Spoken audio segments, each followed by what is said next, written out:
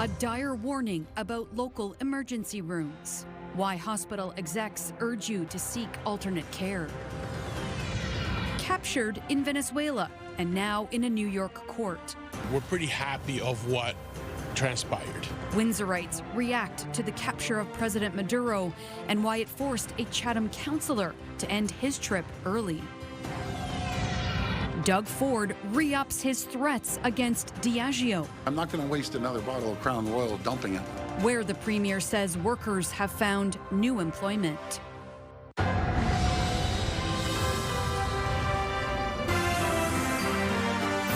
CTV News with Stephanie Mazzotti.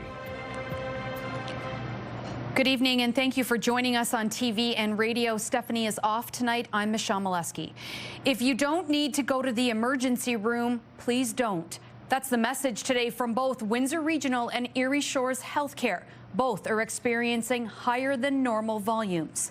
CTV's Sanjay Maro joins us now. Sanjay, where are patients being asked to go instead? Well, it's pharmacies like these along with walk-in and urgent care clinics where hospital officials say people with non-urgent medical concerns should go instead of the emergency room where departments in Windsor, Essex are seeing higher than normal patient volumes. Even hospital officials themselves have been feeling the brunt of flu season. I myself have had a couple of bouts of illness this year, and I'm not usually prone to that. And that widespread illness is translating into higher than normal emergency department volumes at both Windsor Regional Hospital and Erie Shores Healthcare, particularly from respiratory infections and flu-related complications. In fact, public health data shows flu activity climbing quickly in Windsor, Essex, jumping from about 70 cases in the first week of December to more than 200 cases by the final week of the month. We haven't seen such a high number since more than 10 years. Here at this pharmacy in LaSalle, staff say it's not just that more people are getting sick, it's that symptoms are lasting longer this year as multiple viruses circulate at the same time. We've seen in the past, I would say 7 to 10 days usually should see a complete clearing of symptoms. I've had a couple questions about people with lingering symptoms for up to 3 weeks. Windsor Regional says all of this has led to longer than usual emergency department wait times, averaging about 3.5 hours to see a physician during the first few days of 2026. But officials add that's just an average and may not reflect how long someone with a less than urgent need may have to wait. That's why patients with more mild symptoms are being urged to consider other care options like visiting a walk-in clinic or seeking help from a pharmacist where prescribing powers have been expanded in recent years. But pharmacy owner Rob Modestino says he'd like to see those powers go further. We're allowed to prescribe for COVID, but we're not allowed to prescribe for the flu, so it doesn't really make any sense. And hospital officials say people with non-urgent medical concerns can also call Health 811 to speak with a registered nurse or consider other virtual care options. But all this is not to scare away those who are experiencing serious or life-threatening symptoms. They are still encouraged to call 911 and head to the emergency room, no matter the wait time. All right, thanks so much for this, Sanjay. Sanjay Mara reporting for us tonight. In other news, a woman is in critical condition following a 3-vehicle collision in Amherstburg. The crash on Front Road at Kingsbridge Drive happened Sunday just before noon. Windsor police say a driver made a left-hand turn into the path of an oncoming vehicle.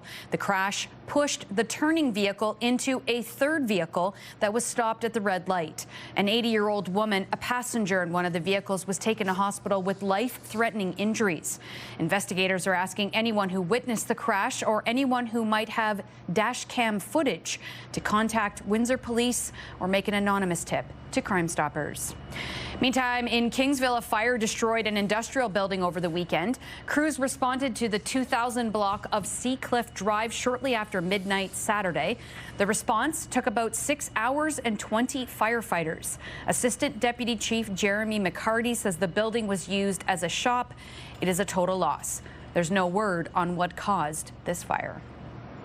In Superior Court today, 2 trials got underway. The first surrounds a serious collision in Lakeshore in 2022.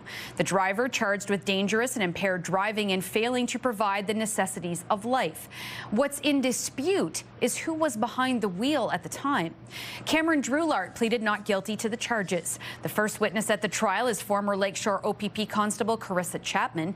She was the first officer to arrive at Finn Lane on October 16, 2022, just after 2 in the morning. Constable Chapman says paramedics were attending to a woman on the ground who had serious but non-life-threatening injuries. A man was already out of the vehicle. The officer says other officers on scene told her the woman had been driving the vehicle but wasn't wearing a seatbelt, and she was ejected from the vehicle. Meantime, across the hall, a trial jury is underway for Jesse Maluske, who was facing 1 count of sexual assault. A publication ban, of course, is in effect to protect the identity of the victim. Following opening statements, the victim took the stand appearing virtually. She told the court she attended grade school with Maluske's younger brother, and they were not romantically involved. The victim told the jury on May 8, 2019, her mother forced her to take a walk with Maluske to a nearby Tim Hortons. During that walk, the victim told the court, quote, "He asked me to have sex and I said no."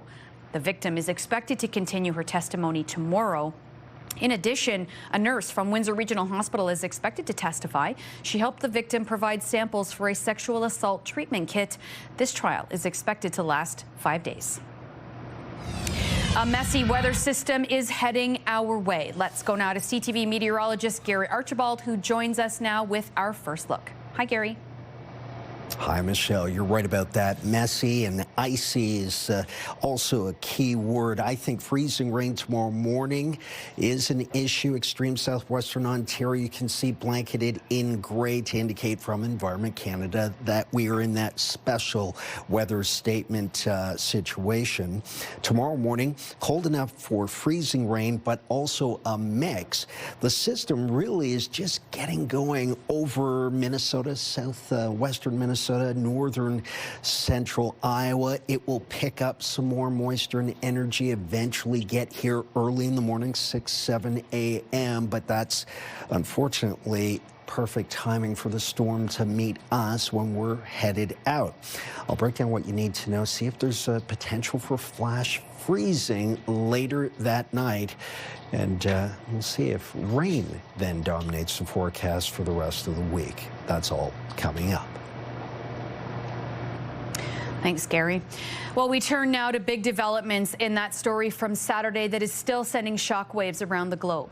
Venezuela's captured President Nicolas Maduro and his wife arraigned in a New York courtroom today on charges including narco-terrorism. Here's CTV's Joy Malbon.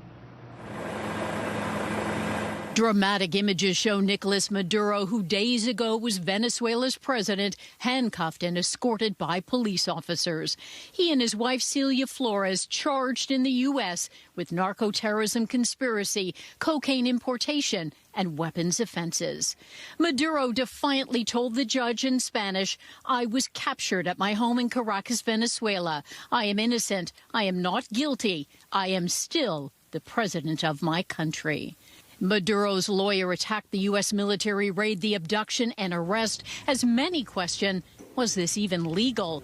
Demonstrators lining the courthouse. Some celebrated President Trump for bringing down a brutal dictator. Others pleaded no more war. At the UN Security Council, several nations condemned the Trump administration's military raid, calling it a breach of international law. I remain deeply concerned that rules of international law have not been respected. The Charter enshrines the prohibition of the threat or use of force against the territorial integrity or political independence of any state. Still, President Trump's not backing down. We're going to run it, fix it. We'll have elections at the right time. Last night, insisting America will tap into Venezuela's rich oil supply, warning Maduro's acting President Delcy Rodriguez to cooperate or else. If they don't behave, we will do a second strike. And boldly issuing new threats against Mexico, Greenland, and Colombia. Colombia is very sick, too, run by a sick man who likes making cocaine and selling it to the United States. and he's not going to be doing it very long. The White House claims its actions are justified and will brief lawmakers tonight. As for Maduro, he's claiming diplomatic immunity, and this will not be a swift trial. He's back in court March 17th. Joy Melvin, CTV News, Washington. We'll have local reaction on this story later in our newscast. But right now, we want to report the Premier is not backing down on his threat to pull Crown Royal from liquor store shelves as the Diageo plant in Amherstburg prepares to shut down next month. Doug Ford addressed it today during his first media conference of the year. And CTV's Travis Fortnum joins me now with that story. And Travis, many will remember that image of the Premier pouring out a bottle of Crown Royal. Yes, and he referenced it today. He says he has not cooled off on that thought at all since that press conference. In fact, he says he can't wait to take Crown Royal off the LCBO shelves. 100%, but I'm not going to waste another bottle of Crown Royal dumping it. There's supposed to be something on that plasma behind Travis. Now, while he's sticking to the promise to pull the whiskey, he's backed down from the threat of pulling all Diageo products. Diageo announced in August it would shutter the bottling plant in Amherstburg, the company saying it was laying nearly 200 people off and moving the jobs to the U.S. to improve its North American supply chain. But the whiskey would still be mashed, distilled, and aged in its Canadian facilities. For now, Ford says he wants other provinces to take note. My good friend Wab Canoe, I love the guy, by the way. You know, they're doing a little production there in Quebec, too. But it's all a bunch of BS. It's all going to Alabama. Mark my words. It's going to Alabama. They said they were going to invest in St. Clair, Ontario, $350 million. They pulled the carpet out from underneath us. All I'm saying is, as a business person, if you have your number one customer spending hundreds of millions of dollars, why would you try to hurt that customer?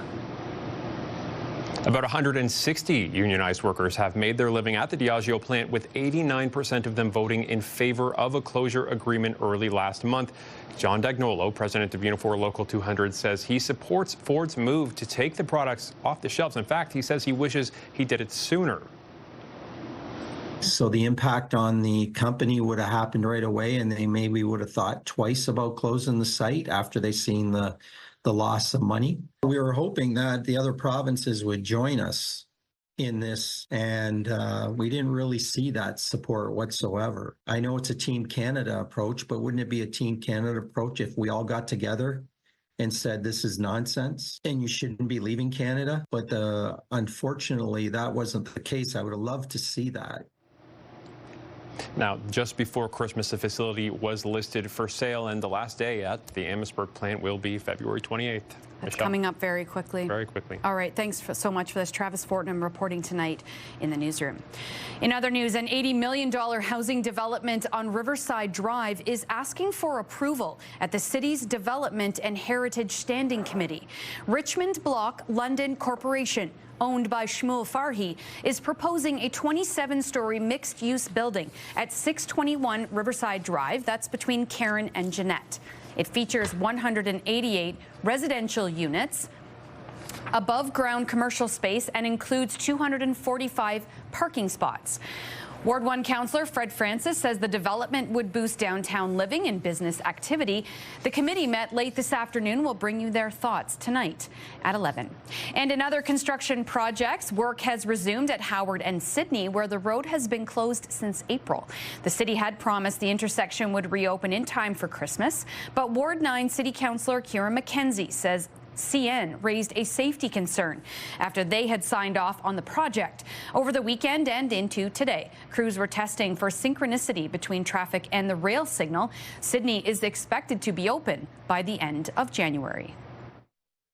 It's good news that we see the light now at the end of the tunnel. It's unfortunate that we've experienced this delay, but we're moving in the right direction. I expect that the project will be wrapped up in short order from this point. Meanwhile, there's renewed momentum around the future of Windsor's Ojibway Prairie complex. One parcel of the former Windsor Racelands was recently sold. Joining me tonight with that story is our Chris Campbell. Yes, Michelle, one smaller parcel has already changed hands. We don't know at this time who bought it, but there are still several larger lots that remain available. City officials and environmental advocates stress purchasing those lots could be a rare opportunity to protect the remaining land and potentially add to what may someday be Canada's smallest national urban park.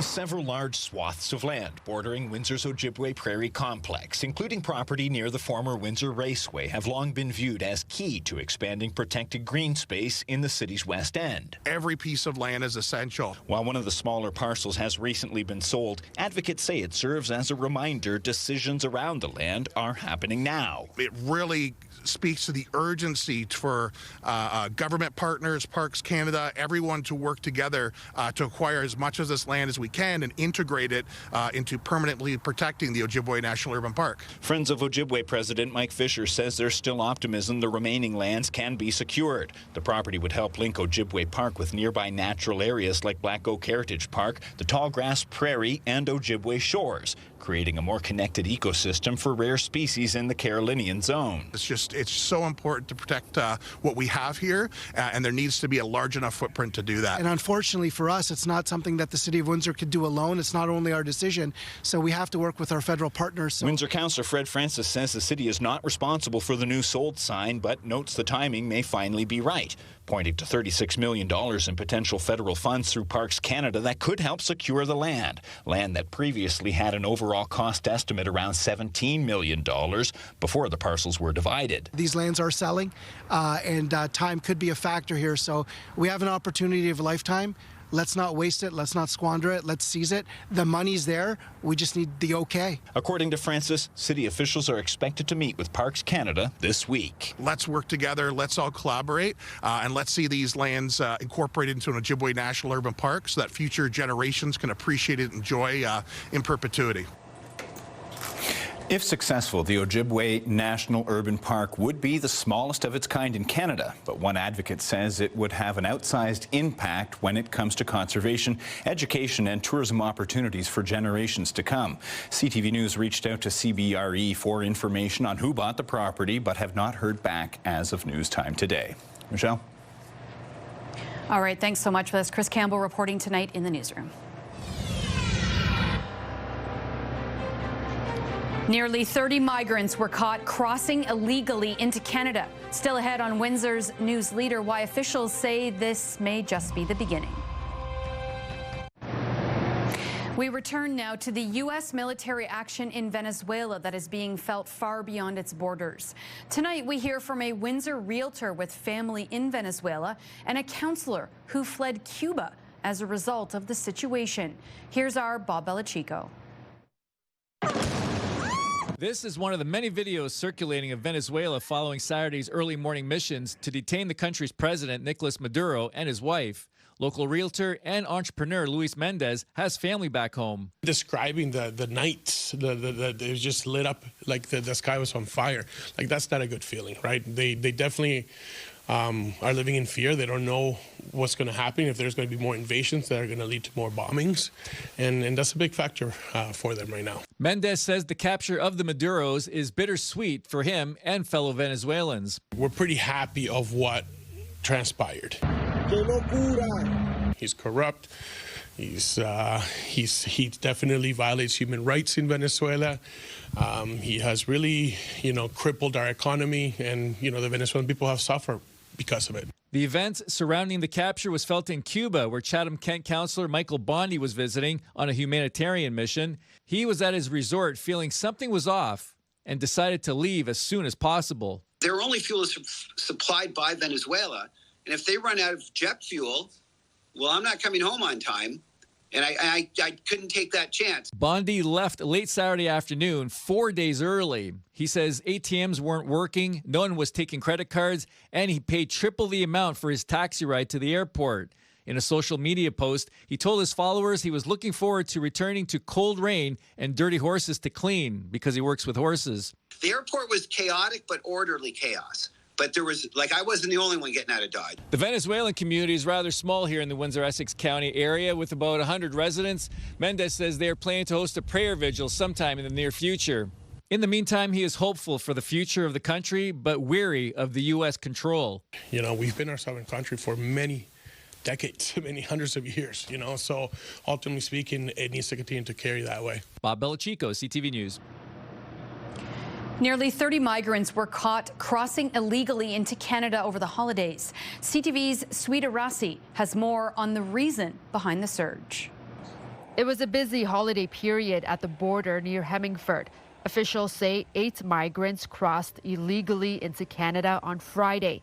An additional 19 were caught on Christmas night near Havelock.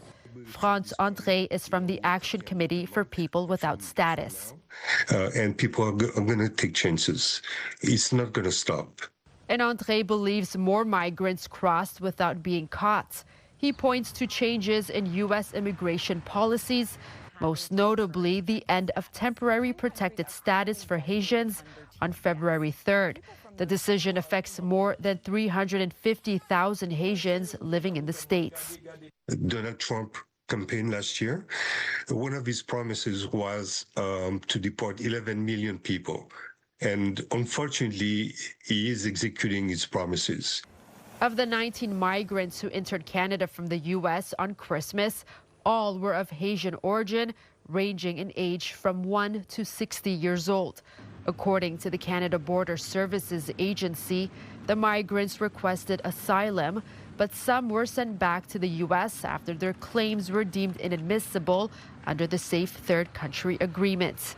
The agreement allows Canada to turn away asylum seekers who arrive through official U.S. border crossings, requiring them to make their refugee claim in the first country they arrive in. André says a better system needs to be put in place. It is very clear that the United States is no longer a safe country for hundreds of thousands of people. Several of the migrants did suffer injuries such as frostbites, and the RCMP is warning that border crossings are particularly dangerous during the winter. But André says for migrants, turning back is not an option. They rather die in the States or Canada in those frigid, cold weather that we're going through than going back to the country where their life is at stake. If nothing changes, he says crossings like these will continue. Sweeta Rassi, CTV News. Prime Minister Mark Carney is on his way to Paris to take part in talks around a peace deal for Ukraine. The meeting of the Coalition of the Willing, an association of countries aligned with Ukraine in its fight against the Russian invasion, was announced before the U.S. incursion into Venezuela. CTV's Mike LeCouture is traveling with the Prime Minister and has more on what could come out of this meeting. Well, the global geopolitical situation has changed significantly in the last 48 hours. Countries making up the Coalition of the Willing continue to be focused on the next steps towards peace in Ukraine. Now, Prime Minister Mark Carney will be joined by about 24 other world leaders at this meeting in Paris that is being chaired by French President Emmanuel Macron. Last week, Macron said this meeting is to make concrete commitments to protect Ukraine and ensure a lasting peace on the European continent. The Prime Minister's office wouldn't say what Canada is bringing to the table. However, a senior official did point to the $2.5 billion commitment made by Canada to Ukraine last week when President Zelensky did meet with Carney in Halifax last week, and also pointed to the millions of dollars in drones that Canada has announced in December. Now, since the beginning of this war, Canada has provided nearly $22 billion to Ukraine. The meeting comes about a week after Zelensky did meet with U.S. President Donald Trump in Florida. That meeting was heralded as a success. However, in address to his own country, Zelensky said that a peace deal is only 90% of the way there, saying that territorial concessions and territorial boundaries still remain one of the sticking points, as well as security guarantees. That is something that will be discussed at this meeting. Now, in the lead up to this meeting that we will be having on Tuesday, Zelensky has met with national security and defense advisors from all of the countries of the coalition of the willing, including from Canada. And the leaders' meeting is expected to build on that work. Earlier today, Zelensky named former Liberal cabinet minister and current Liberal MP Chrystia Freeland as an advisor on economic development. She is not expected to be on this trip to Paris. Mike Lecouture, CTV News, Ottawa. Now that Chrystia Freeland has been appointed to that role, she will be stepping down from her seat in Parliament. Freeland has Ukrainian ancestry and has been a vocal supporter of the country during its war with Russia. The opposition has called Freeland's appointment a conflict of interest. Meantime, in Ontario, government employees are now back in the office 5 days a week. However, hundreds gathered around the province to protest the move, saying there's no reason to abandon hybrid work models. Fund healthcare, not real estate. This was part of a province-wide day of action put on by CUPE members at Ontario Health at Home. They say they've been able to deliver essential home care services remotely for years and that they shouldn't be forced to return to the office full-time. As of today, the province ending hybrid work arrangements in place since, of course, the pandemic. A similar protest was scheduled to happen in Windsor today, but no employees showed up. However, this is our question of the day. Do you work exclusively in the office, or are you remote, or do you have a hybrid system for work? Go to our website to cast your vote, ctvnewswindsor.ca. On Friday, we asked if you feel safe at festivals and events in Windsor, Essex. Out of almost 1,000 votes, 67% say yes.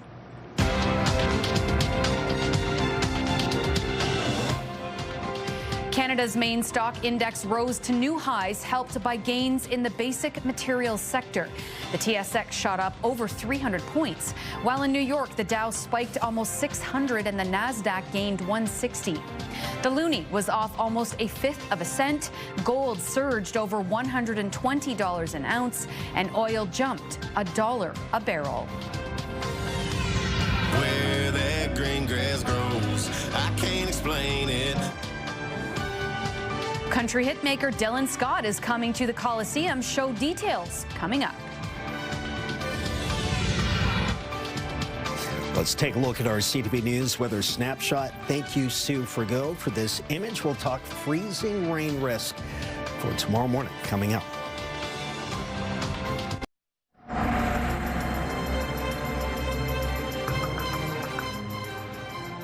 A calm and pleasant winter day out there. It's not going to last. Meteorologist Gary Archibald joins me now with a full look at the forecast.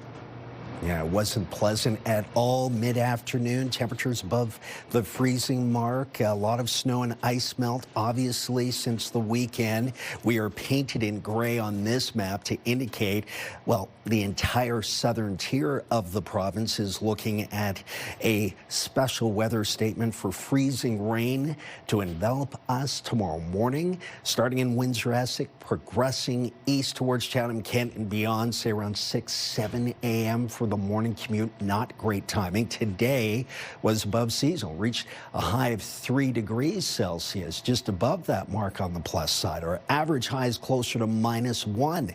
The air quality was decent, and we saw a mixture of sun and cloud, mostly high-level cirrus stratus. Nothing to report in terms of precipitation. Temperatures remain above the freezing mark through supper time for most, 6, 7 p.m. Close to about +2, both in Windsor, Essex, Chatham, Kent. That's 36 degrees Fahrenheit. It is cold in northern Ontario, and some of that cold air will filter southward bound towards us in the next, say, 12 to 18 hours, and that's where we run into some trouble with some freezing rain, ice pellets, maybe even some wet snow for tomorrow morning's early trek out to school, dropping the kids off, daycare, and of course going to work. The cloudiness that we're seeing right now, again, in a benign pattern, which will change drastically as we head towards, say, 3, 4 a.m.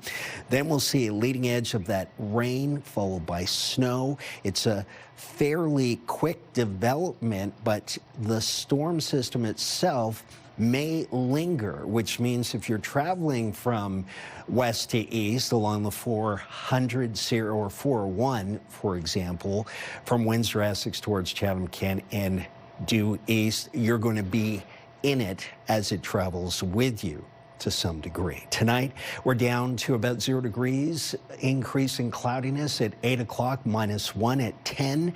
That temperature holds and conditions partly cloudy, that is, through midnight, feeling like about -5. The warmest air is coming out of the south with a light breeze, and that, combined with colder air coming from the west and northwest, sets up the freezing rain. There's about an 80% chance we will see that mixture of freezing rain, ice pellets, wet snow, and rain itself for tomorrow morning. After it's done, the freezing rain will just simply change to rain as we'll go up to a high of 4 degrees. More rain on Wednesday, a balmy 4 degrees then.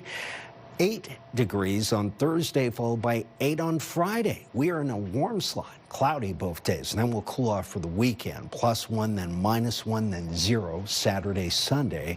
And a week from now, looking at cloudy conditions, 0 would be seasonal for this time of the year. That is a look at your 7-day forecast, courtesy of Intercare.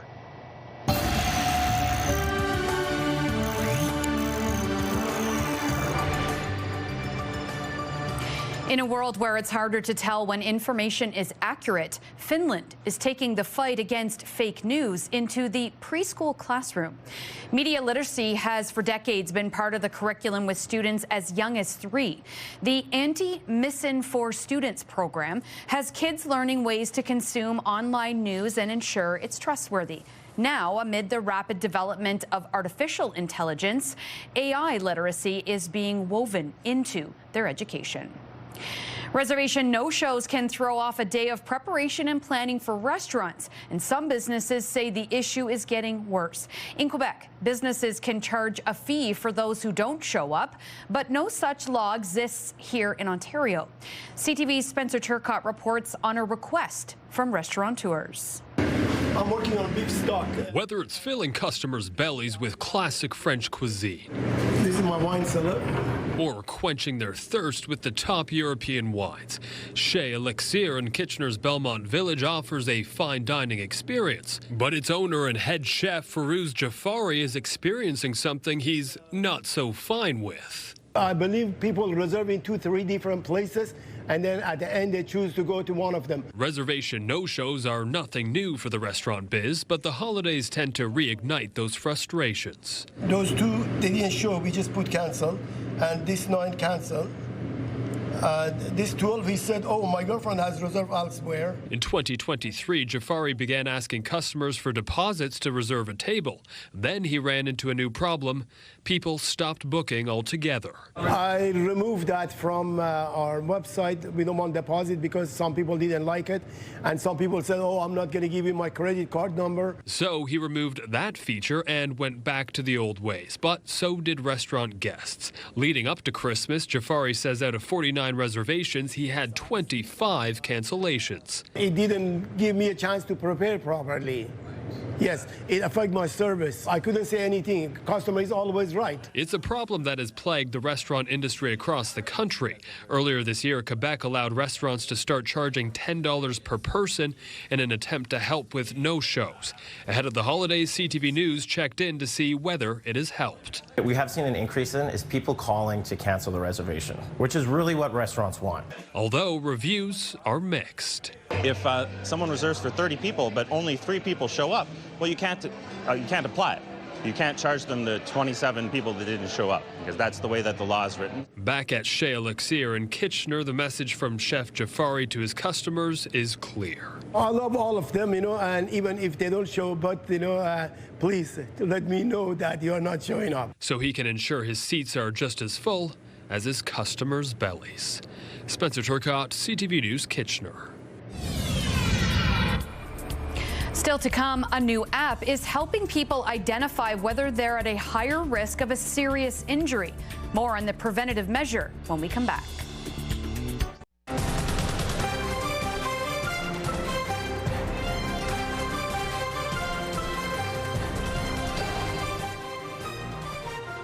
There will be no gold medal for Canada at the World Junior Hockey Championships. The team will play tonight for bronze following a loss to Czechia in the semifinals last night. Looks ahead, and a driving kick. In comes Gio, scores! What a heartbreaker. The game went back and forth until Czechia took the lead midway through the third. They wouldn't let it go, going on to defeat Canada 6-4. They play Sweden in the gold medal game. Canada is playing Finland right now, hoping for a bronze. This marks the third straight year Czechia has defeated Canada in the medal round. Well, Windsor was the hot spot for female hockey over the weekend. It's fun. It's cool to play against teams from different areas and stuff. The annual Windsor Wild Winter Classic Female Hockey Tournament dropped the puck at the WFCU and Forest Glade arenas. More than 50 teams from Ontario, Indiana, Ohio, and Michigan descended on our city. Teams ranged from U9 all the way up to U22 with varying skill levels. Players had the chance to lace up their skates in a skills competition before playing for a spot in the finals. Hosted by the Sun Parlor Female Hockey Association right here in Essex County, organizers say the talent only gets better every year. It's nice to see such good hockey, especially at the lower levels. And a lot of the U.S. teams, they, have fun coming over and playing the Canadian teams. And the Canadian teams don't often get to play some U.S. teams that they would, sometimes not see. Sticking with the theme of athletes for another minute, a torn ACL is one of the most common injuries in sports. And of course, it comes with a recovery that can last a year. Now, as CTV's Anastasia Dexatrine shows us, an orthopedic surgeon has developed an app that will predict if athletes are at risk. The ACL is a ligament in the knee, and when torn or sprained, there can be long-term effects. If you have that injury, you're out of your sports for a rehab that's a year long. Dr. Paul Martineau is an orthopedic surgeon and director of sports medicine research. In his 18 years at the McGill University Health Center, he's done more than 2,000 ACL surgeries, and he says injuries often appear starting around age 12. It's become an epidemic where women are injuring themselves 7 times more than men. And the age of the athletes is getting younger and younger. You can see that at all levels of play.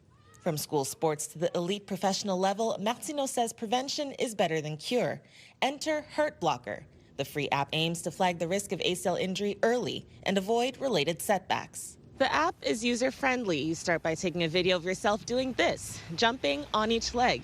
The app uses artificial intelligence to analyze knee movement and stability as you land. It then determines if you might be predisposed to ACL injury. It will process that data and come out with you jump in a way that's risky for your ACL.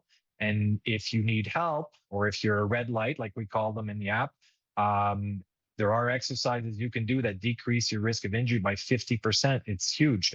The recommended exercises are known as neuromuscular training programs. The combination of moves like jogging and jumps helps to improve agility, strength, and balance. And already, Martineau says the app has reached 4,000 downloads in 2 months. Well, essentially what we were trying to do is put physiotherapists, a doctor in your pocket so that parents, coaches, athletes could just test themselves at home. Martineau says 12 universities and several professional teams will soon be using the app, and he hopes to see even more jump on board. Anastasia Dextrine, CTV News.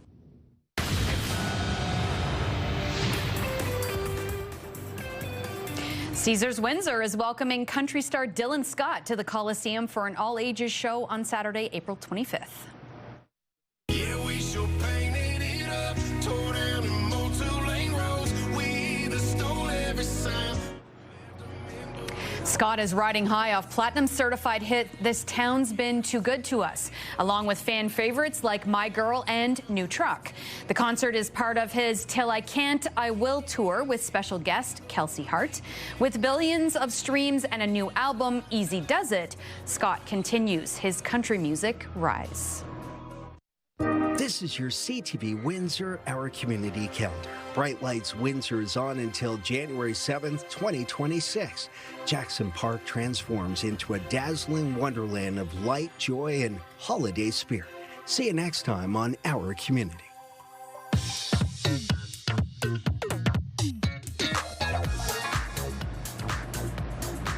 And it's time to check in now on what's happening now. Melanie Kentner joining me on the desk right now. And you have more for us on the issue in local emergency departments. That's right. So earlier we told you about Windsor Regional Hospital and Erie Shores Healthcare are both warning the ER wait times are higher than normal. In the past, hospitals have often urged residents not to visit the ER for emergency medical issues, citing that as a key factor contributing to longer wait times. But when it comes to this latest advisory, Windsor Regional says it isn't being driven by non-urgent visits. Instead, some patients are arriving with illnesses that weren't treated early and have since progressed into more urgent or complicated conditions. Or people who are coming in with influenza or respiratory issues that have other complications like COPD or diabetes, and it's they're a little bit more vulnerable to those types of viruses, and it creates a little bit of a longer workup time for them, because we need to make sure that everything is stable before we either admit them or discharge them. We've got more details online at ctvnewswindsor.ca. And also online, Melanie, some exciting news for our friends over at AM 800. Yeah. Sorry, 89X. Got my 8s mixed up. 89X. That's right. So Virgin Radio's Hannah Withery and Johnny Parks are moving across the hall to the alternative rock station. The Morning X with Hannah and Johnny launches tomorrow morning at 6 a.m. Johnny will be there tomorrow, and Hannah will join him following her maternity leave in September. Kim Scott and Lexi Farr will take over the 93.9 Virgin Radio morning show next Monday. That is exciting news for sure, and we've got more from Johnny on our website. And in our social spotlight tonight, parents usually say don't play with your food, but here's an exception. Welcome to Jurassic Park. Wow, this is the Jurassic Park food volcano made up of mashed potatoes for the mountain, gravy, lava, dinosaur nuggets, and broccoli trees. A Missouri mom shared the creation on TikTok, and now people are making their own versions at home. Definitely one way to get the kids to eat their broccoli, Michelle. I'll say, assuming she eats the broccoli and not just the mashed potatoes and the gravy. Exactly. That's really impressive. Yeah, feels like a lot of work, though. That's the first thing I thought. I was, oh, that looks like a lot. It better be for a school project or something. Yeah, something worthwhile. If you have some great video like that or an idea for Melanie's trending segment, we want to know about it. That's right. Viewers or listeners can email it to newsnow@bellmedia.ca or text it to 10400. She shook, stirred, and won it all. Still ahead, the ultimate bartender from Montreal who now has global bragging rights.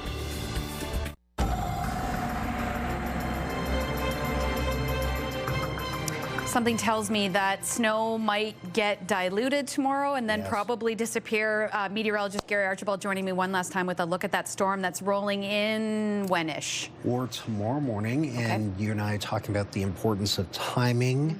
Looks like 6, 7 a.m. in the morning, not the best for people getting ready to go to work, drop the kids off, go to school, that sort of thing. One more look at our EnerCare 7-day forecast. I'm calling for about an 80% chance that we will see that mix in the morning early. It will change over to rain because we'll go up to 4 degrees and a lot of snow and ice melt has taken place. And then late that night, it could start to refreeze what's on the surface still. And then rainy and mild Wednesday through Thursday, Friday, 4, 8, and 8 on the plus side. And then a huge cold front moves in and it's sustained as we turn back to freezing rain, followed by flurries come next week, starting next week early during the weekdays. A couple of notes. That flash freezing issue is always a concern here. So tomorrow night, watch out. Salting and sanding, very important. Right. I think a lot of parents will be like me, and the first thing they're going to do is check the school bus warning on bus kids tomorrow morning first thing. Good point. All right, thanks, Gary. Well, patrons are raising a toast to a Montreal bartender who has been named the ultimate bartender champion. She beat out competition from North, South, and Central America to secure the title. CTV's Christine Long has the story. So it's like a nice little boozy wake-up. Bartender Marie-Louise Roy-Bilodeau likes making custom cocktails, like this riff on a Negroni she nicknames a Monday morning. I just like making something that my guests will enjoy. She's been bartending 4 years and was encouraged by a boss to compete professionally. So she gave it a shot. This year, I applied to do the Ultimate Bartender Championship. I won the Canadian leg, and that brought me all the way to Colombia for the final for North, South, and Central America, and I won that one. The only woman in the finals, Roy Bilodeau, who is 27, says that the all-day competition included mixology, serving, and speed. Their premise was skills pay the bills, so they created a bunch of challenges to test your day-to-day skills. Day-to-day skills she's been perfecting at La Cantina Concha. You had 5 drinks to make and a shot to pour as fast as you could. Now named the Ultimate Bartender Champion, Roy Bilodeau earned a retro varsity jacket, a big ring, and bragging rights that her boss is enjoying. My boss has been like telling people sometimes, like we'll get customers and she'll be like, do you know that she's the best in the world? I'm like, whoa, let's chill. She jokes her Ultimate Bartender Champion title only includes North, South, and Central America. A real world championship just might be in her mix for 2026. Christine Long, CTV News. What a great story there. I just wonder how much those cocktails cost. Yes, they're probably good. They're probably worth it. Probably really, really expensive. Yeah, but very good, I'm sure. She must know like 5,000 Oh, yeah. or something like that. I would go to that bar for sure. Yes. Well, on behalf of the CTV News team, thank you so much for joining us and supporting local news. For updates throughout the evening, go to ctvnewswindsor.ca. I'll be back with your only late local newscast tonight at 11. See you then.